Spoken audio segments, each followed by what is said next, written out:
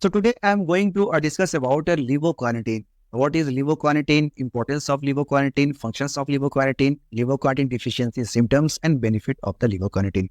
So what is the levocarnitine? देखिए levocarnitine also known as L-carnitine. levocarnitine को हम L-carnitine भी बोलते हैं. Carnitine क्या होता है? Carnitine plays a crucial role in maintaining the health of brain, muscles and heart. Carnitine का बहुत ही इंपॉर्टेंट रोल होता है हमारे ब्रेन की हेल्थ में, मसल्स की हेल्थ में और हार्ट की हेल्थ में. It helps the body convert fat into energy. Carnitine क्या करता है कि हमारी बॉडी में जो फैट स्टोर होती है उससे एनर्जी प्रोडक्शन के लिए, उसको एनर्जी में कन्वर्ट करने के लिए इसका बहुत ही इंपॉर्टेंट रोल होता है. So if you are feeling tired और exhausted you can take it supplement. अगर आप डायलिसिस पर हैं, आपको सुस्ती फील हो रही है, कमजोरी फील हो रही है, तो फिर आप इसका सप्लीमेंट ले सकते हैं. तो लिवोकार्टिन का सप्लीमेंट वो अवेलेबल है ओरल फॉर्म में भी और इंट्रावेनस फॉर्म में भी. आप इसको टैबलेट फॉर्म में भी ले सकते हैं और इंजेक्शन के फॉर्म में भी ले सकते हैं. It is commonly use to prevent and treat carnitine deficiency in patient with kidney disease, particularly those on dialysis. जो किडनी के मरीज हैं, स्पेशली वो लोग जो डायलिसिस पर हैं, उनके में कार्निटीन की डिफिशियंसी को रोकने के लिए, उनके में कार्निटीन के डिफिशियंसी को ट्रीट करने के लिए हम एल कार्निटीन का सप्लीमेंट देते हैं. इसका सप्लीमेंट इसलिए दिया जाता है क्योंकि lack of carnitine can lead to liver, heart and muscles problem.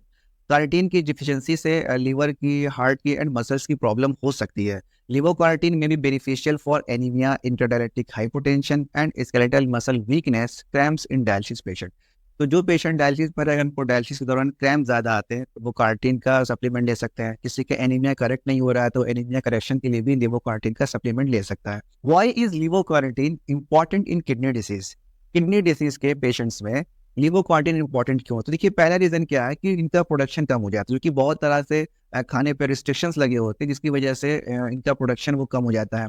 दूसरा है इंक्रीज लॉस. इनका लॉस वो ज़्यादा होने लगता है, मेटाबॉलिक डिस्टर्बेंस स्टार्ट हो जाता है जिसकी वजह से भी इनका प्रोडक्शन कम हो जाता है. इनका रोल है एनर्जी मेटाबॉलिज्म में. It is essential for transport of long chain fatty acid into mitochondria for the conversion of fatty acid into energy.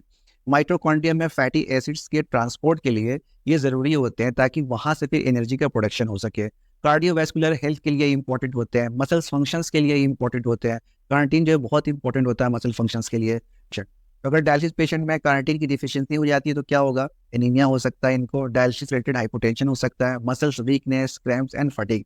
Muscles cramp क्योंकि आमतौर से देखने को मिलता है, क्रैम्प्स बहुत ज़्यादा देखने को मिलता है और सुस्ती बहुत ज़्यादा देखने को मिलती है. कार्निटीन का बेनिफिट क्या होगा? अगर आप कार्निटीन सप्लीमेंट लेते हैं इसका क्या बेनिफिट होगा? तो enhance muscle strength, reduce fatigue and cramps. अगर आप कार्निटीन का सप्लीमेंट ले रहे हैं तो मसल स्ट्रेंथ आपकी बढ़ेगी, आपका जो सुस्ती होती है वो कम हो जाएगा और क्रैम्प्स आपका कम हो जाएगा. रिड्यूस डायलिसिस रिलेटेड हाइपोटेंशन है, करेक्शन ऑफ एनीमिया. अगर एनीमिया करेक्ट नहीं हो रहा है तो कई बार कार्निटीन का सप्लीमेंट देने से भी एनीमिया करेक्ट हो जाता है, खून की कमी वो सही हो जाती है.